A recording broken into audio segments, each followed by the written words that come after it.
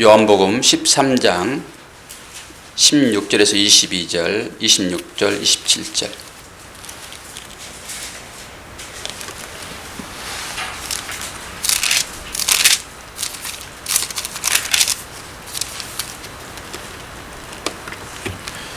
제가 봉독해 드리겠습니다. 내가 진실로 진실로 너희에게 이르노니 종이 주인보다 크지 못하고 보냄을 받은 자가 보낸 자보다 크지 못하나니 너희가 이것을 알고 행하면 복이 있으리라. 내가 너희 모두를 가리켜 말하는 것이 아니니라. 나는 내가 택한 자들이 누구인지 알미라. 그러나 내 떡을 먹는 자가 내게 발꿈치를 들었다 한 성경을 응하게 하려는 것이니라. 지금부터 이 일이 일어나기 전에 미리 너희에게 일러두면 일이 일어날 때에 내가 그인 줄 너희가 믿게 하려 함이로다. 내가 진실로 진실로 너희에게 이르노니 내가 보낸 자를 영접하는 자는 나를 영접하는 것이요 나를 영접하는 자는 나를 보내신 이를 영접하는 것이니라. 예수께서 이 말씀을 하시고 심령이 괴로워 증언하여 이르시되 내가 진실로 진실로 너희에게 이르노니 너희 중 하나가 나를 팔리라 하시니 제자들이 서로 보며 누구에게 대하여 말씀하시는지 의심하더라. 예수께서 대답하시되 내가 떡 한 조각을 적셔다 주는 자가 그니라 하시고 곧 한 조각을 적셔서 가롯 시몬의 아들 유다에게 주시니 조각을 받은 후 곧 사탄이 그 속에 들어간지라. 이에 예수께서 유다에게 이르시되 내가 하는 일을 속히 하라 하시니. 아멘. 특송 노이라 성도님 가정이라고 문자를 보냈더니 또 겁나서 안 해버려. 보내지 말아야 되나. 네, 특송했다 치고 하나님이 다 받으셨다 치고 말씀을 보도록 합시다. 우리가 지금 말씀을 연속적으로 발씻김, 발씻음 이러한 주제로 한 2주간에 걸쳐서 설교를 한 5편 내지 6편 여러분들이 들으셨거든요. 저도 계속 저희 영혼에게 말씀을 들려주고 있습니다. 제가 하는 설교를 제가 들으면서 제가 은혜 받고 이런 못난 짓을 많이 하고 있습니다. 신기하게 계속적으로 듣게 돼요. 새벽에도 듣게 되고 틈만 나면 듣게 됩니다. 지금 새벽 시간에 설교되어지는 말씀이 요한계시록의 말씀이거든요. 요한계시록은 마지막 때에 주어지는 성도들에게 위로의 말씀이 됩니다. 긴장감이 절대적으로 필요한 그런 말씀이죠. 아마 오늘 말씀도 요한계시록 못지않는 그런 긴장감의 말씀이 될 것입니다. 우리가 말씀을 전해줄 때에는 그 말씀이 전해진 환경도 생각해 보고 우리가 그 가운데 동참하는 마음으로 말씀을 듣지 않으면 이 말씀은 나와 상관없는 말씀이 되거든요. 성경이 무엇을 말하지요? 성경은 하나님에 대하여 말씀하시고 예수 그리스도에 대해 말씀하시고 그분과의 관계된 우리에 대하여 말씀을 하십니다. 생명록에 우리 말씀, 우리 이름이 기록되어 있다고 하는 거잖아요. 그런데 우리가 말씀을 들으면서도 이 말씀이 현재 우리와 관계없게 되면 생명책에 이름이 기록되어 있다고 하는 그 의미가 없어져 버립니다. 또 오늘 말씀이 유다가 어떻게 해서 내침을 당했는지가 구구절절하게 얘기가 되어질 것이고 그 반대편 대척점에 또 베드로와 요한이 있는데 그 요한과 베드로는 어떻게 해서 구원받은 자로 하나님의 품에 안겨서 살아가는가 오후의 말씀이 증거되어질 것입니다. 근데 오전의 말씀은 사실 계시록과 같은 그런 말씀이거든요. 유다가 어떻게 해서 제자 중에 한 사람이었는데 하나님을 배신하고 저 나라기로 떨어지는가.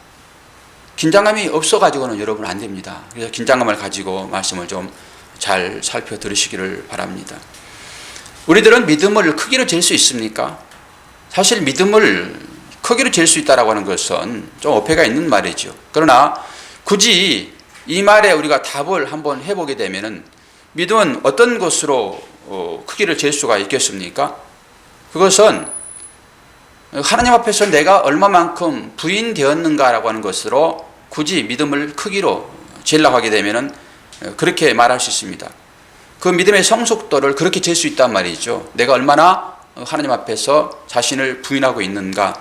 또 달리 말하게 되게 되면 점점 하나님께로 의존되어 가는 신앙생활을 하고 있는가라고 하는 것이죠. 지금도 하나님을 떠나서 내 스스로 뭔가 이루고 내 스스로 뭔가 성취하여 하나님 앞에 나아가고자 하는 그런 마음이 나한테 있는가. 안 그러면 온전히 하나님 앞에 올인하는 그런 신앙생활을 내가 하고 있는가에 따라서 오늘 믿음이 깊다 내지는 믿음이 크다 굳이 이런 말을 할 수가 있겠지요. 오늘 살펴보게 될 두 인물의 대비를 통해 가지고 우리는 하나님께서 어떤 사람을 기쁘게 받으시는가예요. 또 우리는 이런 설교를 들으면서 우리도 그러면은 유다가 되지 말고 베드로나 요한이 됩시다 이렇게 가는 거 아니죠. 하나님은 이 대비를 통해 가지고 어떤 사람의 믿음을 칭찬하고 있는가 그쪽으로 말씀의 초점을 여러분들이 잡고 설교를 들으시면 훨씬 의미가 더 새롭게 느껴질 것입니다. 우리는 지난주에 세족식의 현장을 통해서 예수님께서 어떻게 하나님께서 맡기신 자들을 사랑하셨는가. 주님은 요한복음 17장 통해 가지고 하나님께서 맡기신 그 하나님의 자녀들을 끝까지 보호하시고 끝까지 사랑하시겠다, 책임지겠다 라고 하는 걸로 기도를 끝내셨거든요. 그러면 그게 어떤 방법이었습니까? 바로 세족식을 통해 가지고 발 씻김으로 하나님의 사랑을 나타냈다라고 하는 것이죠. 그런데 주님은 분명하게 말씀하시죠. 끝까지 맡겨준 제자들, 자녀들을 책임지겠다. 그렇게 주님이 말씀하시고 그렇게 기도했잖아요. 그런데 끝까지 책임지지 않는 한 사람이 있었으니 그가 바로 가룟 유다입니다. 가룟 유다가 어둠으로 사라지는 것을 주님은 허용하고 있으시다라고 하는 것입니다. 왜 끝까지 사랑하고자 했던 주님이 맡겨준 자를 하나도 잃지 않았다고 고백했던 주님이 왜 유다가 밤으로 나가는 것을 허용하고 있냐라고 하는 것이죠. 그런 곳에서 유다의 삶을 추적해 들어가야 됩니다. 요한복음 13장 30절 말씀 보게 되면은 유다가 그 조각을 받고 곧 나가니 밤이러라. 주님은 성경을 통해 가지고 밤이 된 얘기를 가끔 하시거든요. 굳이 유다가 조각을 받고 나갔다라고 하면 되잖아요. 표현상으로. 그럼 의미가 다 우리 새겨지잖아요. 그런데 꼭 시를 얘기합니다. 시. 그가 밤이었다라고 하는 것입니다. 밤을 지금 얘기를 하고 있는 것이죠. 우리는 요한복음 공부해온 사람으로서 요한복음 3장에 어떤 한 사람이 나오는데 그 사람이 어떤 사람일까요? 니고데모도 밤에 찾아오거든요. 굳이 밤이라고 언급을 하시면서 주님이 그 사람은 밤의 사람이다라고 하는 것입니다. 밤의 사람이다. 그 말과 지금 가룟 유다가 나가는 그 시점이 밤이었다라고 하는 것과 일맥상통한 부분이 있는 것이지요. 우리는 이렇게 잘 아시는 분이 그렇다 하게 되면 왜 유다를 제자로 삼느냐는 것이에요. 부인하고 나갈 것, 자신을 배신하고 나갈 걸 충분히 알면서도 주님은 제자로 삼으셨잖아요.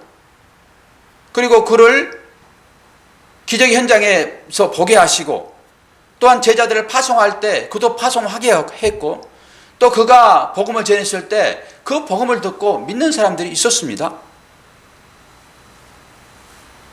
그런데도 불구하고 이 가룟 유다는 주님을 배신하고 나가거든요. 이 밤이 사람이 되어버리거든요. 아시는 분이 왜 제자로 삼으셔서 그를 품에 안으셨냐라고 하는 것이죠. 우리는 주님이 이렇게 사람의 중심을 아시면서도 왜 그런 일을 했는가라고 했을 때 주님은 중심을 보신다라고 하는 것이죠. 사람의 마음을 아신다. 빌립이 나다나엘을 부를 때 주님이 그 나다나엘의 중심을 봤다고 얘기를 하고 있죠. 어떻게 알았습니까? 무화과나무 밑에서 그가 기도할 때 그가 어떤 마음을 가지고 기도했는가 주님이 그 나다나엘을 칭찬하거든요. 처음 보는 사람입니다. 말도 걸어보지 않았습니다. 너 그때 무슨 기도했어? 그러고 듣고 나서 야, 그 기도는 참 좋은 기도야. 이렇게 평가하는 게 아닙니다. 그가 대면하여 말할 때 이는 참 이스라엘 사람이다. 이 안에는 간사한 것이 없다라고 얘기하고 있거든요. 중심을 다 하신다라고 하는 것이죠. 대화를 우리는 해봐야지 되고 그 사람의 그 눈빛을 봐야지만이 이가 진짜인지 가짜인지 대충 우리 때려짐작하잖아요. 주님은 그러지 않으십니다. 주님은 벌써 나다나엘을 통해서라도 중심을 보시는 분이다라고 아시는 거예요. 그런데 가룟 유다를 왜 아시면서까지 그를 품었냐라고 하는 것이죠. 바로 오늘 본문에 답이 있는데 18절입니다. 요한복음 13장 18절.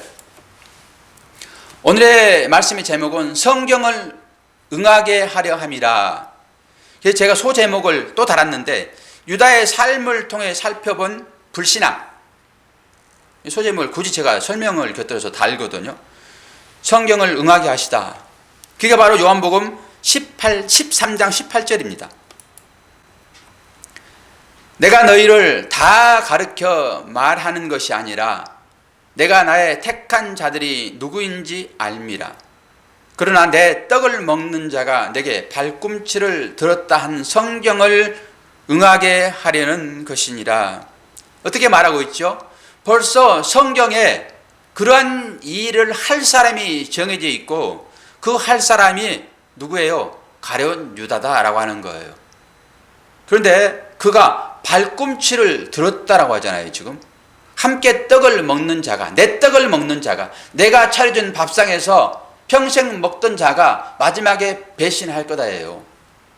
내가 사장의 후계자로 키웠는데 그가 바로 나를 배신하고 나를 밀어내 버리더라. 이런 거 아닙니까? 그게 어떻게 해서 일어났죠? 바로 성경에 예언되어 있다라고 하는 것입니다. 주님은 철저하게 주님의 사역을 개인적인 어떤 감정으로 하지 않습니다. 철저하게 성경 말씀을 응하게 이루기 위하여 주님은 사역을 감당하는 거거든요. 우리의 삶도 마찬가지여야 됩니다. 우리의 삶을 편하게 하는 것으로 우리가 믿는 것이 아니라 성경 말씀에 어떻게 우리를 살도록 하고 있는가, 하나님이 어떻게 우리를 믿음의 사람으로 키워내고 있는 과정 중에 우리를 택하셨는가, 이걸 알고 그 말씀에 순종하여 사는 것이 우리의 삶이어야 되는 것입니다. 이게 바로 성경을 응하게 하려는 것이다 라고 하는 것이지요. 우리는 이렇게 생각할 수 있습니다. 어떤 일이 발생되잖아요. 그렇게 되면은 이건 우연일 거야. 내지는 우발적으로 어떤 일이 일어났을 거야. 아이고 내가 재수가 좀 좋았겠다. 그런 마음을 가지고 삶을 많이 살거든요. 그러나 우리가 믿는 마음으로 하나님은 전능하신 분이다라고 하는 측면에서 우리가 성경을 보든지 이 역사를 보게 되면은 절대 우발적으로 일어나는 걸 한 개도 없습니다. 즉흥적으로 일어나는 일은 한 개도 없습니다. 왜 그러십니까? 하나님은 전능하신 분이기 때문에 그래요. 그러니까 주님이 하시는 그 일들도 지금 우발적으로 일하지 않았다라고 하는 것이죠. 그게 어떤 것이든지 하나님의 작정과 예정대로 흘러가는 것이 우리가 살아가는 이 역사다라고 하는 것입니다. 역사. 그 역사 중에 오늘 가룟 유다가 사실 사탄이라고 이제 칭하게 되지만은 그 가룟 유다를 사용하는 거거든요. 이게 전체적인 구속소 안에서 모든 일들이 하나님의 계획과 하나님의 작정 가운데, 예정 가운데 다 이루어지고 있다라고 여러분 보셔야 되는 것입니다. 우연은 한 개도 있을 수 없어요. 그래서 유다도 십자가가 이렇게 서는데 그 결정적인 역할을 유다가 하게 되는 것입니다. 이것이 다 계획되어진 그런 일들이죠. 그래서 주님께서 우리 교회에 가라지가 있는데 뽑지 말라라고 말씀하시거든요. 그러니까 이 말씀만 잘 이해해도 주님이 가라지를 뽑지 말라고 한 이유를 아실 수 있다라고 하는 것이죠. 가라지도 하나님의 작정 가운데서 어때요? 역할이 있다라고 하는 것입니다. 그러니까 우리는 어떤 역할이 있을까요? 제가 이런 이론을 한번 말한 적이 있습니다. 여기 그림을 보게 되면은 저 그림이 모자이크잖아요. 모자이크. 이 모자이크라고 하는 것은 한 개라도 그 조각이 그 자리에 딱 갖다 붙여지지 않고서는 그 그림은 완성을 안 됩니다. 그러니까 우리가 한 그림의 모자이크로 부름받은 존재들입니다. 우리요, 다른 사람 말고. 그러니까 우리가 한 역할을 감당하지 않게 되면은 구원의 전체적인 틀 안에서 완성되지 않습니다. 얼마나 우리가 위대한 자로 부르신지 여러분 아십니까? 내가 그 자리에 하나의 그림으로 떡하니 완성되지 않고는 하나님께서 이 구원을 완성시키지 않으신다니까요. 그래서 하나님이 아주 우리를 그렇게 사랑하는 마음으로 그 그림 돼서 니들 스스로 가서 달라붙어.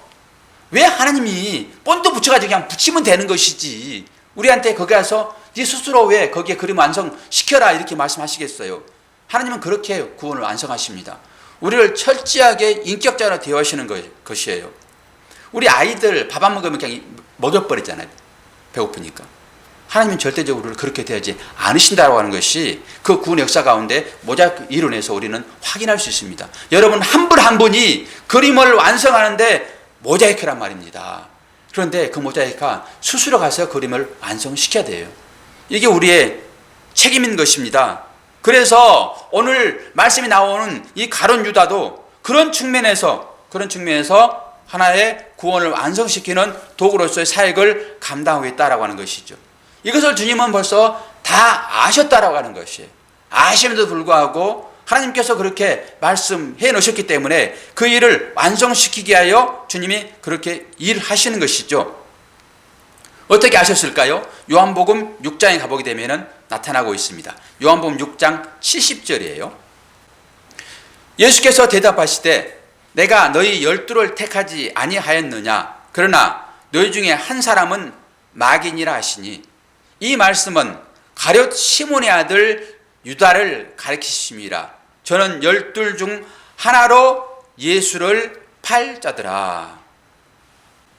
왜 아시면서도 불구하고 3년 반 동안 동고동락을 하시면서 전도여행할 때 같이 파송도 하고 기적 베풀 때 있기도 하고 왜 그 모든 일들에 유다를 동참시키느냐라고 하는 것입니다.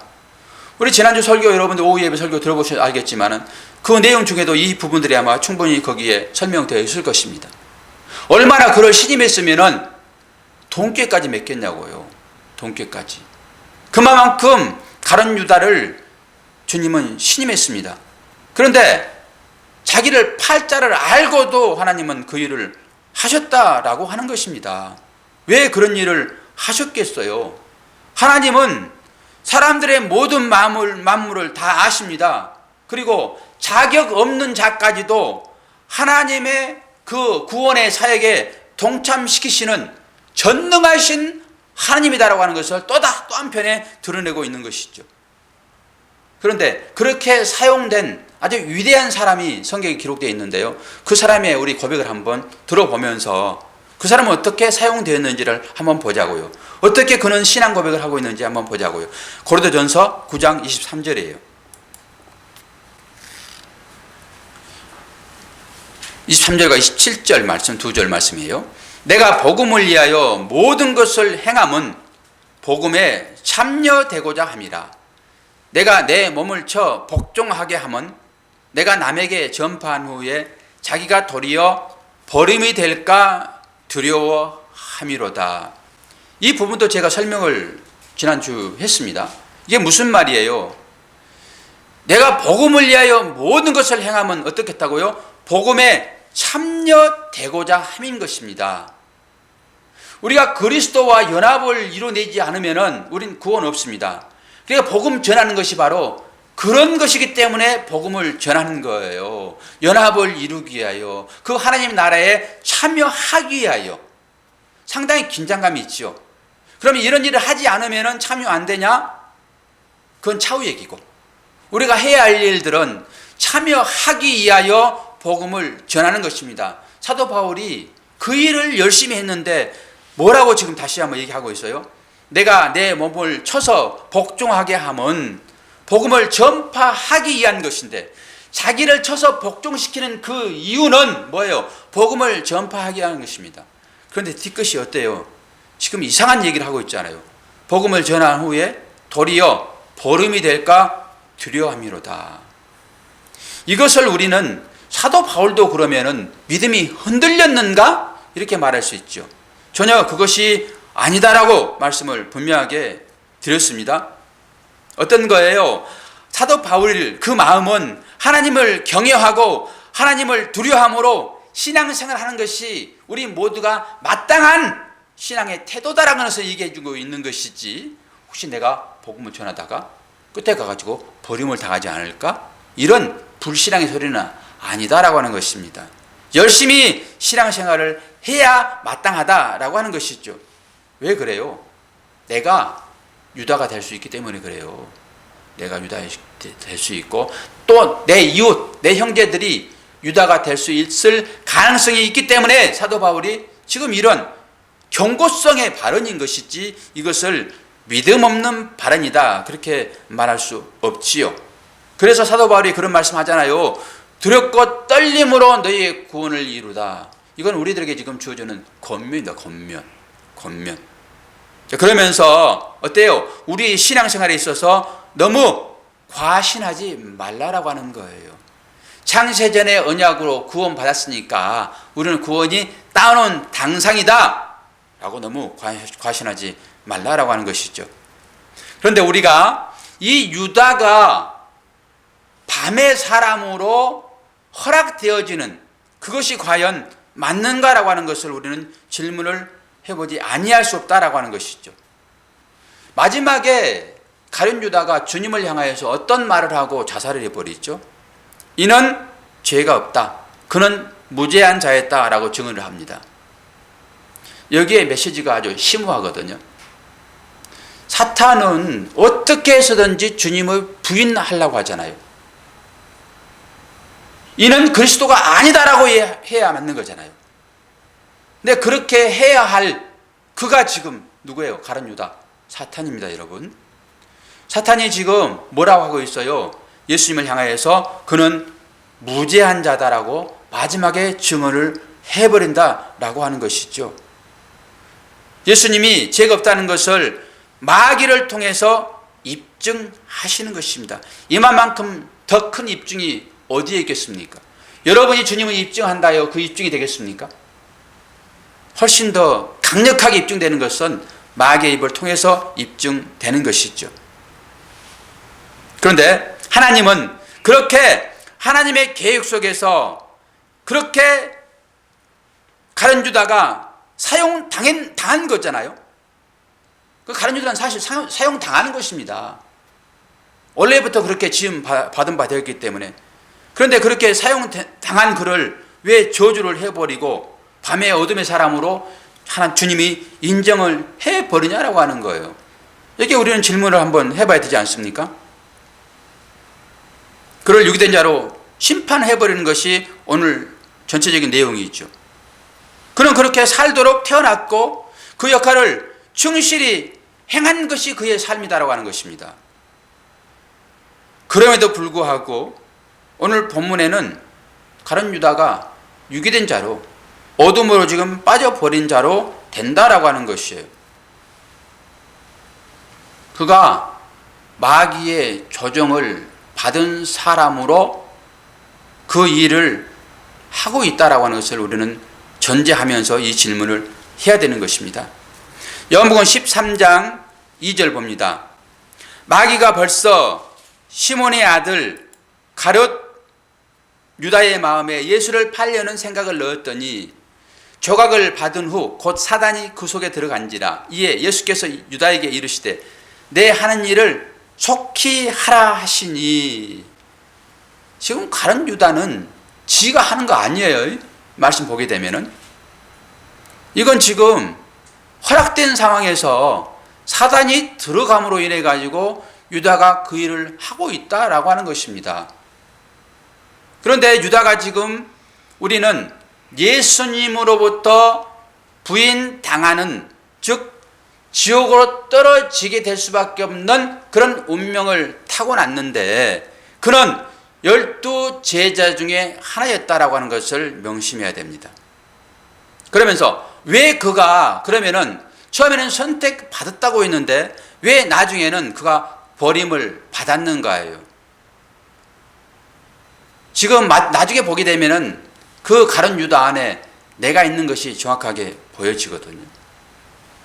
그렇기 때문에 우리가 이 말씀을 주의 깊게 듣지 않게 되면 안 된다라고 하는 것입니다. 나도 유다같이 그렇게 밤의 사람으로 허용될 수 있기 때문에 그래요. 유다는 마귀에 의해서 일을 행합니다. 그렇다고 하게 되면은 마귀만 벌하면 되는 거잖아요. 논리적으로. 마귀에 의해서 지금 유다가 그런 일을 하고 있으니까 유다를 움직이는 그 마귀만 벌하면 되는 거잖아요. 분명하게 주님은 그렇게 분리하여 징계하고 사용할 수 있습니다. 우리 어디서 그 얘기를 볼 수 있죠? 베드로가 처음에 주님이 십자가를 지겠다 했을 때 안 됩니다. 내가 끝까지 당신을 지키겠습니다 라고 했을 때 주님이 말씀하시잖아요. 사단아 내 뒤로 물러가라. 그러면서 사단과 베드로를 분리하는 걸 보거든요. 그리고 사단만 징계를 하고 베드로는 나중에 가가지고 이제 오후에 구원해 내십니다. 그런데 지금 보니까 마귀가 유다 가운데 들어가 있잖아요. 사단이 지금 분명하게 사단이 하는 짓입니다. 그런데 분리하지 않고 그 사단과 함께 버려버렸다. 이게 왜 이런 일이 발생하는가라고 잘 봐야 된다라고 하는 것이죠.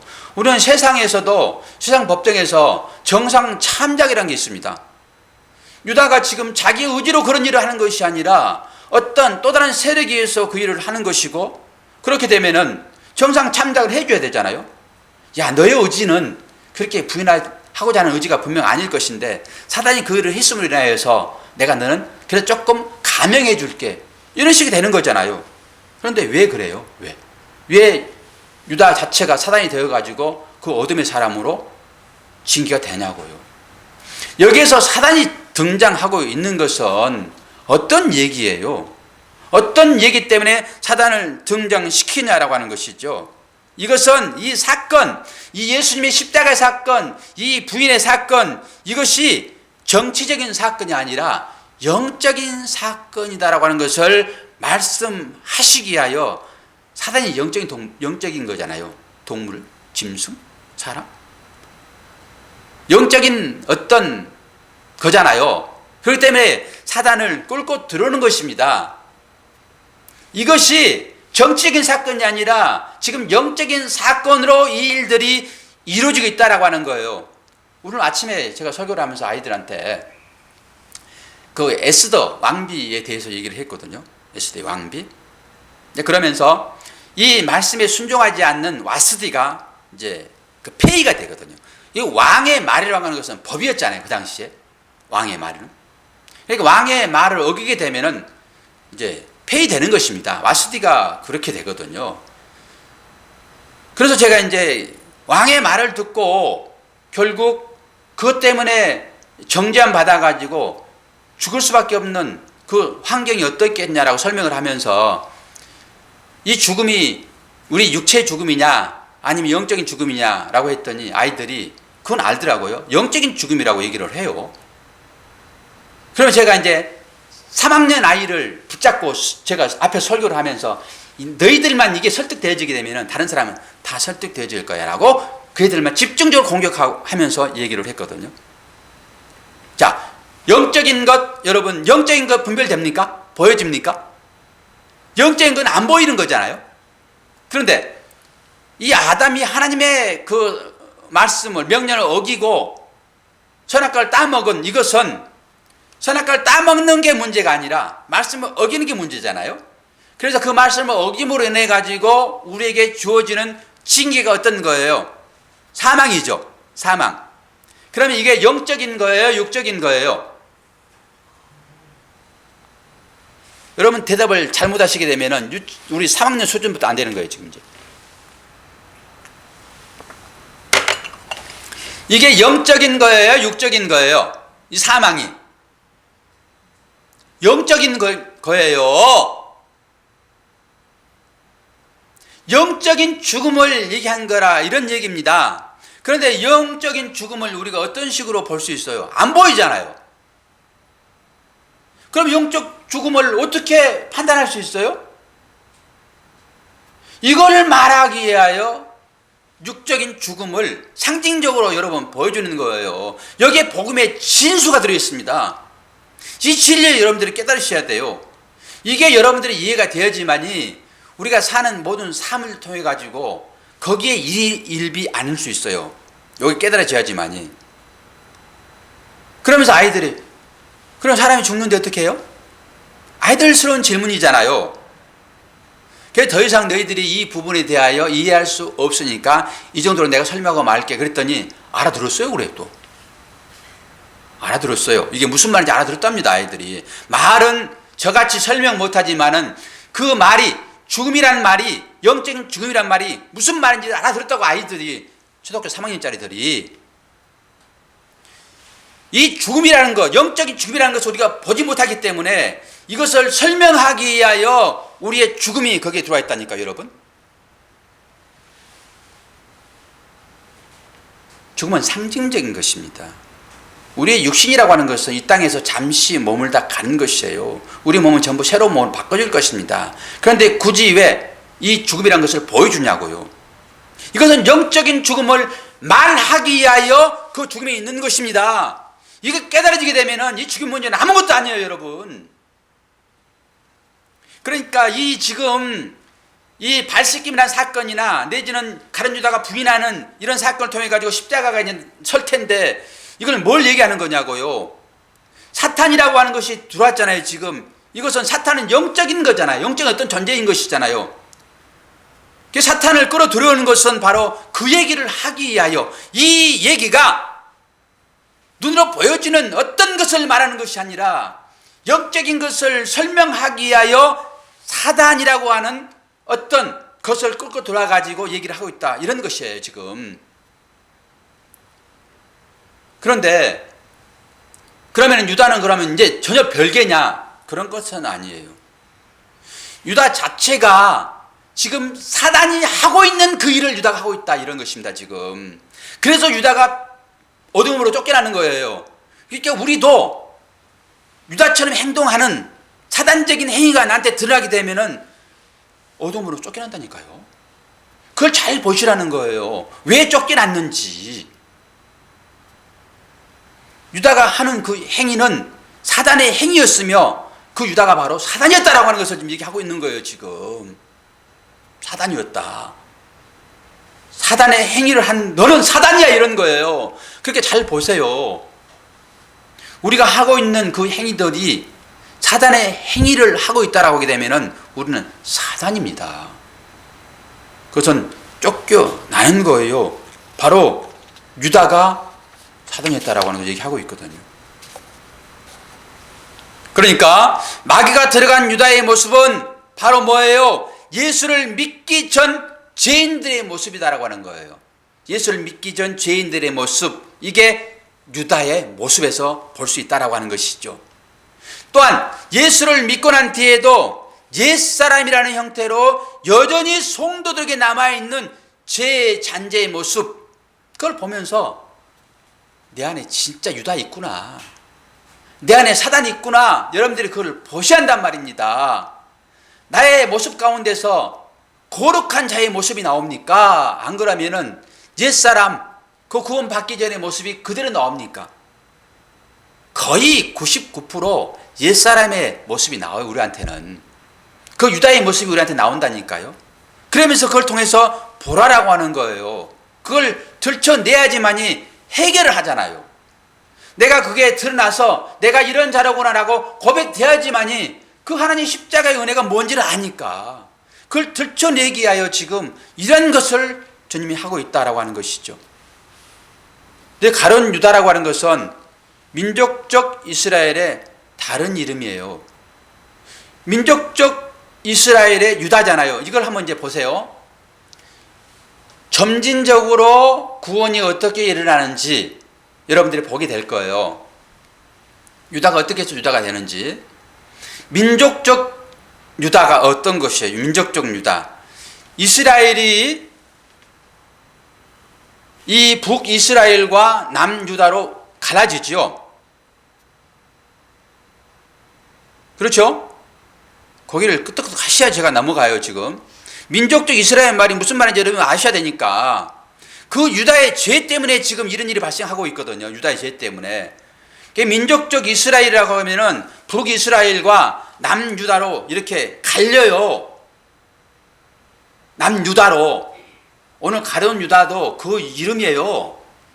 그러니까 민족이라고 하는 그 이스라엘이라고 하는 민족이잖아요. 이스라엘 민족이잖아요. 그 자체가 유다 아니잖아요. 민족, 개인 아니고 민족, 공동체. 그 유다, 그 남유다, 이걸 우리는 민족적 이스라엘이란 여기 얘기해요. 그걸 다른 이름으로 유다라고 얘기를 하는 것이죠. 그 유다라는 나라가 상징하는 죄인들, 그 죄인의 대표가 누구예요? 아담입니다. 여러분들이 이 설교를 그래서 계속적으로 들으셔야지만 이게 뭔지를 아시는 거거든요. 그래서 반복해서 듣지 않게 되면은 이 논리를 따라할 수도 없고 내가 왜 유다인지를 여러분들이 이해할 수 없어요. 갑자기 너는 유다다? 그럼 내가 왜 유다야? 라고 싸움하거든요. 그래서 논리로 왜 유다인지를 설명해 줘야 되고 여러분이 그 설명을 듣고 아 그래서 내가 유다라구나. 그럼 나한테 나오는 것은 사탄의 일밖에 안 나오네. 아 그래서 주님이 그 죄를 멸하러 오셨고 그 은혜 때문에 내가 사는구나. 아 나는 은혜 아니면 죽을 수밖에 없네. 이렇게 가는 것입니다. 그래야 여기에 구원이 입혀지는 거예요. 안 그러면 구원 없습니다. 내가 죄인이 아니라고 하게 되면 여러분 구원 절대 있을 수 없어요. 그래서 이 죄인들의 대표인 아담, 바로 구원받기 이전에 모든 것들을 뭉뚱그려 가지고 상징하고 있는 인물이 뭐예요? 바로 유다입니다. 유다. 가룟 유다. 그 가룟 유다가 곧 나예요. 나까지 여러분들이 연결시킬 수 있어야 되는 것입니다. 그래서 그러면 그 유다가 죄를 어떻게 유다가 죄졌다고 우리가 알지? 지난번에 세족식 할 때 대하가 어떤 것인지를 설명을 제가 해드렸죠. 대하가 어떤 것인지. 그 대하는 제사장이 지성소로 들어가기 전에 자기 몸을 씻는 물두멍이라고 설명했습니다. 그럼 우리가 물두멍만 보고 말 것이냐? 기암에 갔는데 구경 하나 더 해야지 라고 뭘 또 봤어요? 제단을 봤죠. 제단. 그러니까 온 김에 보고 가야지 이걸 따로 돈 들여가지고 또 올 일이 없잖아요. 그래서 보여드린 것이 바로 예레미야 17장이었어요. 기억나실 것입니다. 예레미야 17장 1절 유다의 죄는 금강석 끝 철필로 기록되되 그들의 마음판과 그들의 단뿔에 새겨졌거늘. 제가 그래서 제단까지 보여드렸잖아요. 그 제단 끝에 이렇게 뿔 4개 달렸었죠. 보셨죠? 시침이 떼지 마시고. 근데 거기에 뭐가 기록되어 있어요 지금? 예? 누구의 죄? 유다의 죄.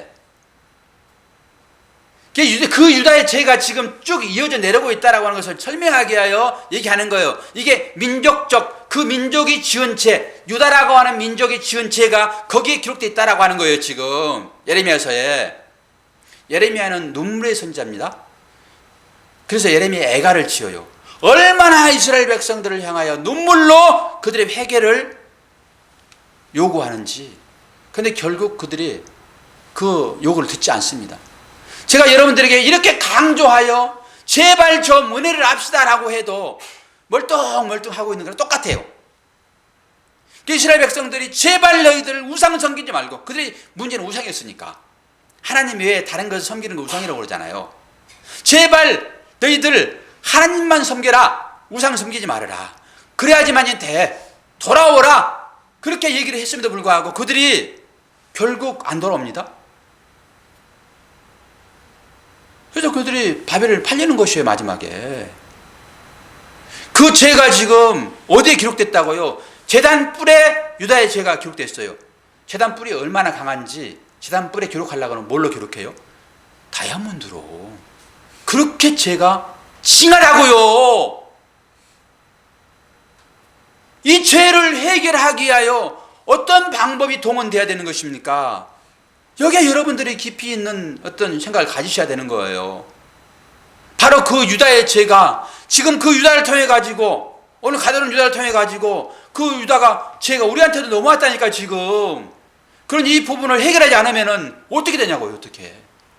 그래서 심각하다는 말을 제가 서두에 말씀을 드리는 것입니다. 계시록만큼 심각해요, 여러분.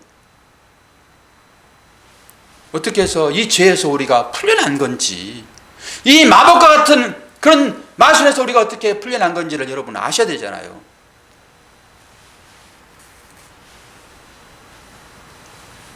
그래서 예수님을 팔아먹는 자의 이름이 바리새인들로 대표되는 민족적 이스라엘, 즉 유다다라고 하는 거예요. 바리새인들로 대표되어지는 민족적 이스라엘. 그래서 바리새인들을 그렇게 주님이 야단치는 거예요. 뱀들아, 독사 새끼들아 라고 얘기하는 것이죠. 근데 이들의 특징이 뭐예요? 그들의 특징은 어떤 것이에요? 하나님 앞에서 자신의 불가능함과 무능함을 인정하지 못하는 자들입니다. 내 스스로 뭔가 해보겠다라고 하는 것이죠.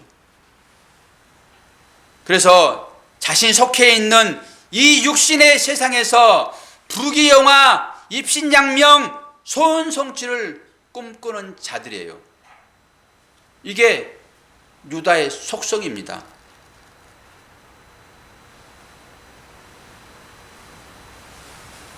육신의 자랑, 육신의 정욕, 안목의 정욕, 이생의 자랑, 여기에 속해 있는 자들, 여기에 속해 있는 모든 자들은 어떻다고요?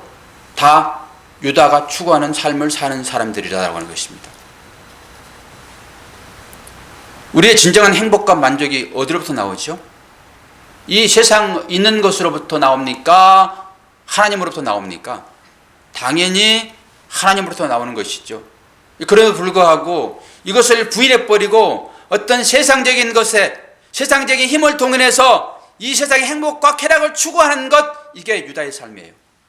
그게 아담의 삶이었고, 민족적 유다의 삶이었고, 가룟 유다의 삶이었으며, 바로 우리 자신의 삶이다라고 하는 것입니다. 그래서 죄가 어떤 방법으로 해결됐는지 예레미야서, 레위기서 16장을 보면서 다시 한번 보고 가죠. 온 김에 자꾸 보고 가는 거예요.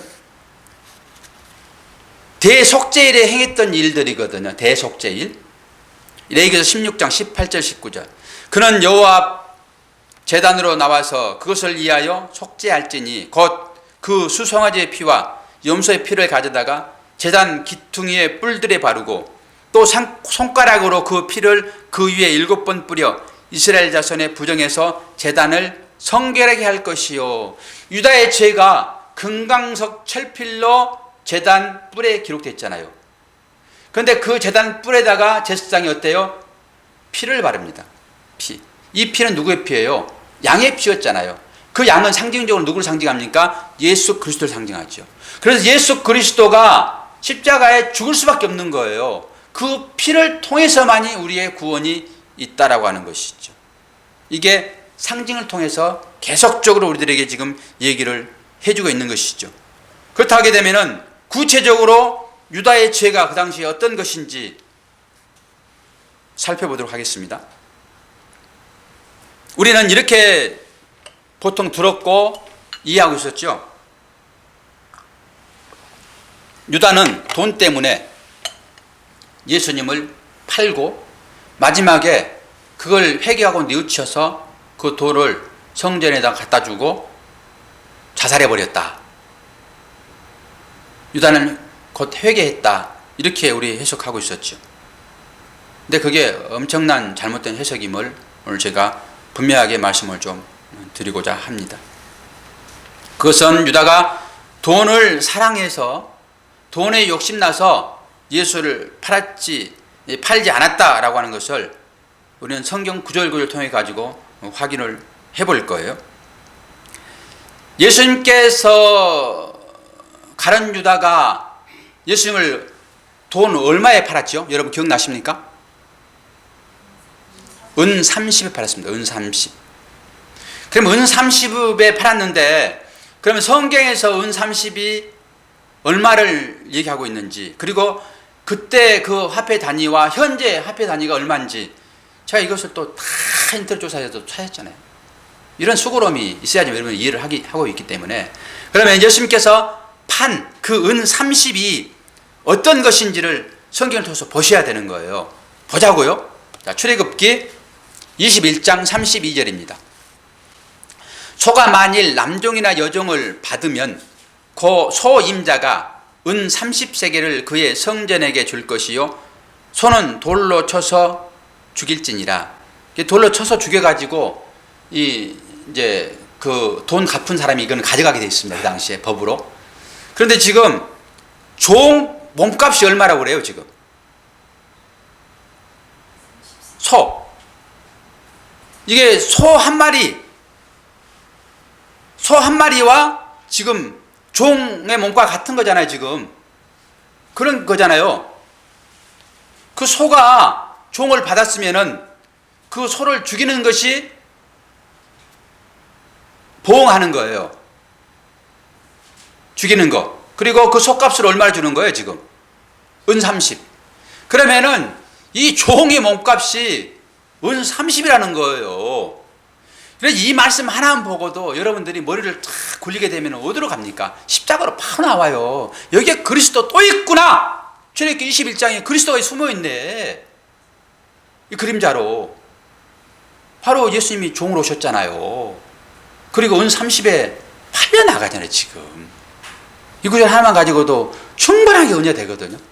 근데 오늘은 뭐 종의 몸값이, 사람 하나의 몸값이 은 30이다라고 하는 것을 우리 봤어요. 그러면 소 하나가 지금 은 30입니다. 양 한 마리 두세 개.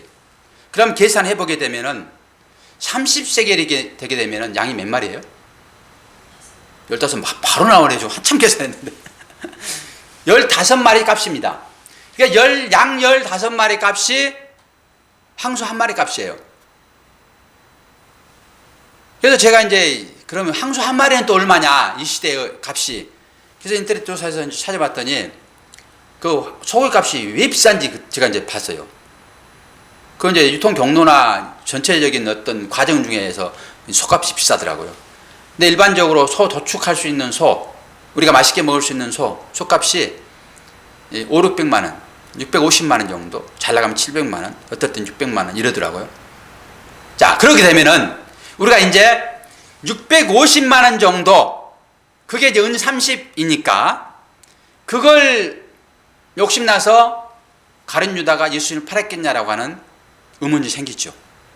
지금까지 우리가 돈 받고 예수님을 파는 가룟 유다, 이 나쁜 놈, 돈 그거 욕심나가지고 주님을 따랐구나 이랬는데 그게 아니라고 하는 것을 우리는 분별할 수 있어야 되는 거예요. 선생을 650만 원에 팔 제자가 어디 있습니까? 이 가룟 유다는 열정적인 사람이었습니다. 믿음이 아주 깊었습니다. 우리는 그것을 믿음이라 보진 않지만은 나름대로 어떤 믿음이 있었던 것이죠. 그런데 30냥에 팔기 위하여 주님을 그렇게 했겠냐라고 하는 것이죠. 그러면 우리가 이제 각도를 달리 해야 되는 거예요. 그러면은 그것 때문에 지금 가룟 유다가 회개하고 죽었냐? 아니라고 하는 것을 증명하면서 그 안에 우리 있다라고 하는 것을 지금 밝혀내고 있는 거거든요. 그러면 그게 아니다. 돈 때문에 가룟 유다는 죽지 않았고 가룟 유다는 주님을 팔지 않았고 그것은 운명적으로 그렇게 정해진 상태이기 때문에 그런 일을 할 수밖에 없었다라고 하는 것이죠. 그러면서 스가랴에서 11장을 보니까 온 김에 또 한번 보고 가는 거예요. 목자의 하루의 품삯이더라고요. 30냥이. 목자의 하루 품삯. 내가 그들에게 이르되 너희가 좋게 여기거든 내 품삯을 내게 주고 그렇지 아니하거든 그만두라. 그들이 은 30개를 달아서 내 품삯을 삼은지라. 여호와께서 내게 이르시되 그들이 나를 헤아린 바 그 싹을 토기장에게 던지라 하시기로 내가 곧 그 은 30개를 여호와의 전에서 토기장에게 던지고, 여기 하루의 품삯이 은 30이라는 거 보여지죠. 이게 종의 품삯입니다. 즉 보냄 받은 자 목자가 하루 그 목양을 하고 받은 싹시예요. 뭘 의미하는지 여러분 보이십니까? 이런 부분에서 목자가 양을 치고 받은 하루의 품삯입니다. 하나 더 볼게요. 마태복음 27장 3절에서 5절. 이게 유다가 지금 마지막에 하는 행동이거든요.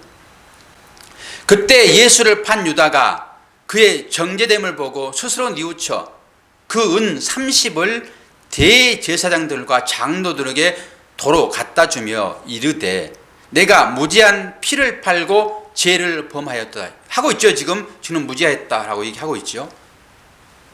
하니 그들이 이르되 그것이 우리에게 무슨 상관이냐? 내가 당하라 하거늘 유다가 은을 송소에 던져놓고 물러가서 스스로 목매어 죽은지라. 이 스가랴서에 나온 이 말과 지금 마태복음 유다가 하는 얘기는 똑같습니다. 그때 벌써 이런 일이 있을 것을 다 예언하고 있는 것입니다. 저는 이 말씀을 보면서 다시 한번 깊게 묵상을 한번 해봤어요. 왜 은을 굳이 성소에 던지고 목매달아 죽었는가? 이 스가랴서를 제가 이 품삯을 보면서 이게 연결이 되더라고요.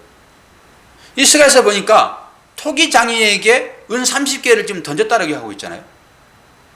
토기장이 누굽니까? 하나님이시죠? 토기장이. 성전을 얘기하는 것입니다. 이 말씀을 지금 철저하게 유다도 이루고 있습니다. 지는 모를 것입니다. 사탄을 통해서라도 하나님 말씀하시거든요. 하나님께서 계획하신 선지자의 입을 통해 가지고 예언된 말씀을 사탄도 그대로 행하도록 하시는 거예요, 지금. 저는 이러면서 아니 그냥 갖고 죽으면 됐지. 왜 그걸 토기장이의 그 성전에 그걸 던지는가? 이것은 말씀을 이루는 것이기도 하지만은 제가 묵상하여 얻은 결론은 사탄이라고 하는 그 무리는 처음에는 비슷하게 같이 가서 가족같이 여겨졌지만은 결국은 분리될 수밖에 없다라고 하는 것입니다. 이 30냥은 어떤 거예요? 지금 예수 그리스도가 종의 몸으로 값을 주고 사서 우리에게 준 거거든요. 우리에게. 이거는 생명의 값입니다. 그리스도의 몸값입니다. 30냥은. 그걸 누구에게 줬어요? 우리에게 줬습니다. 지금. 그래서 우리가 그걸 가지고 있어야 되거든요. 이건 제 견해예요. 가지고 있다라고 하는 것은 뭐예요? 주님과 한 몸 됐다라고 하는 거잖아요. 영적으로 한 몸 됐다. 가지고 있어야 되는데 저는 가지고 있어야 할 그 가룟 유다는 그걸 도로 분리하고 맙니다. 도로 원래 있던 자리로 보내버리거든요. 그런데 베드로는 계속 갖고 있거든요. 오후 예배 때 설명하겠지만 여기 처음부터 구원받기로 예정되지 않는 사람은 마지막에 하나님은 철저하게 분리시킨다라고 하는 예언이 지금 가룟 유다가 목매달아 죽은 그 일을 통해서 우리에게 보여주고 있어요. 성경은 한치 오차도 없습니다. 정확하게 아기가 맞아 돌아오고 있어요. 이제 조금만 더 하고 결론의 말씀을 내드리도록 할게요. 그러면은 유다가 왜 그러면은 예수님을 팔려고 했던가예요. 유다가 왜 예수님 팔려고 했던가? 돈도 필요 없는 사람이 왜 예수님 팔려고 했던가요? 그러면 우리가 유다의 죄가 무엇인지 분명하게 알 수 있죠. 유다는 믿는 사람으로 주님을 따르지 않았습니다. 유다는 지난주 오후 설교회 때 제가 말씀드렸지만 유다는 열심당이라고 했어요. 열심당은 다른 말로 시카리라고 했죠. 시카리. 그러면 거기에 포함되어 있는 사람이 열심당이 또 하나 있지요. 그 제자 중에서 누구죠? 열심당. 베드로죠. 베드로. 근데 베드로는 구원받고 유다는 구원받지 못했습니다. 지금 베드로나 유다나 똑같다니까요. 주님을 따르는 그 마음은. 근데 유다를 보게 되면 베드로가 어떤 마음을 따랐는지 알 수 있고 베드로를 보게 되면 유다가 어떤 마음을 따랐는지 알 수 있어요. 그 당시에 주님을 따랐던 베드로나 유다가 열심당했습니다. 그래서 칼을 가지고 다녔다고 얘기했잖아요. 이 칼의 용도는 뭔지 지난 설교했으니까 다 여러분 들으시면 될 것이고, 그들이 주님을 따르는 이유는 앞으로 내가 맞이하게 하게 될 구원의 어떤 목적이 있는 것이 아니라 그들이 주님을 따랐던 이유는 로마 가운데서 자기들을 해방시키는 목적이었습니다. 다윗의 영광을 보기자 하는 것이었죠. 그런데 주님이 어떻게 계속 반응하죠? 나 자꾸 죽겠다 그러잖아요. 가룟 유다가 주님을 따를 때는 주님이 무리를 걸으셨고 죽은 자를 살리셨고 몇만 명씩 먹이는 그런 기적을 베푸시는 그런 능력의 사람이었습니다. 그래서 우리가 기다리는 사람이 이 사람이로구나 라고 따랐던 것입니다. 그런데 자꾸 죽겠다 하고 점점 이상한 쪽으로 행동을 하는 거거든요. 그럼 마지막에는 이제 발도 씻으면서 내가 이제 완전히 죽겠다라고 얘기를 하니까 이건 아니거든요. 지금 유다가 생각할 때는 이게 아니에요. 내가 따랐던 선생은 이게 아니에요. 그런데 왜 팔아요? 정말로 은 30이 650만 원이 탐나가지고 팔았겠습니까? 아니에요. 따로 있었습니다. 그 당시에 6월절에 이스라엘 백성들이 거기에 다 모이잖아요. 거기에. 그런데 주님은 능력 있는 자입니다. 많은 사람들이 메시아라고 지금 추정하고 따르는 사람이에요. 그런데 이 여왕에 있는 사람이 거기에서 야! 로마를 전복하자라고 했으면 그 많은 무리들이 충분히 걸기하여 로마를 엎었을 것입니다. 로마의 그 당시 치안 상태는 엉망이었습니다. 그래서 모든 로마의 그 지휘자들이 벌벌 떨고 있었어요. 그래서 모이면은 그냥 흩어지라고 그렇게 하는 거예요. 이들이 무섭기 때문에, 걸기하기 때문에, 치안이 안 좋아가지고. 이들의 병력으로는 이 백성들을, 유대의 백성들을 통치할 만한 그런 시기가 아니었어요. 그런 형편이. 그렇기 때문에 모이면은 그냥 흩으려고 그렇게 했거든요. 그런데 그게 많이 모인 사람들이 골기하게 되면 큰일 납니다. 그러면은 거기에 파견되어 있는 이 분병왕이라고 하는 것은 힘이 별로 없는 사람들이거든요. 로마에서 파견됐기 때문에. 그럼 책망받고 쫓겨납니다. 그러니까 벌벌 떨었는데 지금 유다는 이걸 생각하는 것입니다. 그래서 팔면은 제사장들이 잡으러 올 거잖아요, 이제. 그래서 어떤 그 약간의 어떤 충격요법으로 지금 팔고 있는 것입니다. 근데 압박을 가하게 되면은 이쪽에 압력을 가하게 되면 이쪽에 압력이 커지잖아요. 그런 것을 이용한 거예요. 그렇게 고통을 주게 되면은 분명하게 주님은 야 일어나자라고 할 것이라고 했어요. 생각했던 것이에요. 그런데 전혀 아니잖아요. 그냥 죽어버리잖아요. 십자가에 그냥 마음 알아서 죽어버리잖아요. 그러니까 이게 유다는 알아요. 지금 예수님이 어떤 사람인지, 죄 없는지 안단 말입니다. 그래서 마지막에 이분은 죄 없다라고 죽어버리는 거예요. 이게 유다의 큰 죄입니다. 유다의 죄. 예수 그리스도를 구주로 따르지 아니하고 다윗의 영광을 위하여 메시아로 추종하는 베드로와 같은 모든 제자와 같은 주님을 따랐던 모든 사람들과 같은 이 자리에 누가 있었다고요? 유다가 있었습니다. 유다가. 그러면은 그 유다 안에 우리 안 들어있습니까? 그 유다 안에 베드로 들어있고요. 그 유다 안에 12제자 다 들어있고요. 그 유다 안에 모든 이스라엘 백성들이 다 들어있는 것입니다, 여러분. 그러면은 그 결과로만 놓고 보게 되면은 우리 다 죽어야 되거든요, 지금. 다 죽어야 되거든요. 그런데 우리가 어떻게 여기 지금 살아있냐고요. 어떻게. 유다는 그렇게 되도록 선택된 사람이기 때문에 그 삶을 살아갔어요. 그리고 폐위되는 것입니다. 우리도 똑같은 삶을 살고 있지만은 우리가 베드로와 같이 그 가운데서 구원받은 것이 우리의 행위냐라고 하는 것입니다. 전혀 그런 거 아니다라고 하는 것이죠.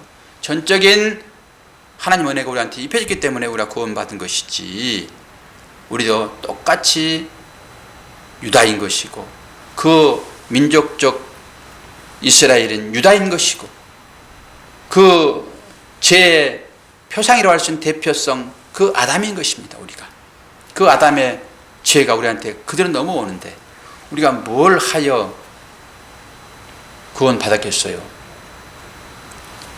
이 성경은 지금 이 유다를 등장시키는 것은 너희도 똑같은 자인데 너희들이 어떻게 구원받았는지를 보라라고 지금 얘기를 하고 있는 것입니다. 그러면서 베드로를 등장시키고 요한을 등장시키는 거예요. 그들의 어떤 믿음을 고백합니까? 그들은 뻔뻔하게 구원받습니다. 내 자녀는 니도 잘못했다고 유다처럼 목매달아 죽는 자존심 세우는 그것이 나를 믿는 자가 아니라. 그렇게 하지 마라. 너희들은 어디로 가야 돼? 너를 부인하는 자리로 내려가야 돼. 그 원래의 자리로 너희들은 내려가야 돼. 거기에 생명력이 부어지는 거야. 그게 바라크인 것이야 라고 주님은 말씀하시는 거예요. 그래서 우리가 늘 그 자리로 갑시다. 그 티끌이 자리로 내려갑시다. 그 죽음의 현장으로 내려갑시다. 거기에서 생명이 부어지는 것이니까, 우리가 사는 이 모습은 참모습이 아닌 것이니까 그리로 갑시다. 그 죽음으로 갑시다 라고 얘기를 하는 거예요. 그리 갈 때만이 우리는 그리스도 은혜가 입혀지는 거예요. 이걸 다른 말로 자기 부인이라고 해요. 자기 부인. 자기 부인. 이 부인할 때만 온전한 그리스도 은혜가 입혀져서 베드로처럼 살 수 있는 것이, 유다처럼 살 수 있는 것이, 우리가 그런 자로 우리는 지음받은 자들입니다. 이 은혜를 잘 아시고 이런 경각심을 가지고 여러분 다시 한번 결단하시고 큰일 날 뻔했구나, 이런 믿음으로 여러분 고백하시고 또 하루를 사시기를 바랍니다. 좋으신 아버지 하나님 감사합니다. 우리는 가돈 유다를 생각할 때 돈에 눈먼 자, 욕심 많은 자였다라고만 생각했는데, 그리고 그를 비난하고 그렇게 믿어서 어찌 구원받겠느냐라고 상대를 조롱하고 했는데, 그게 나였다라고 하는 것을 보게 됩니다.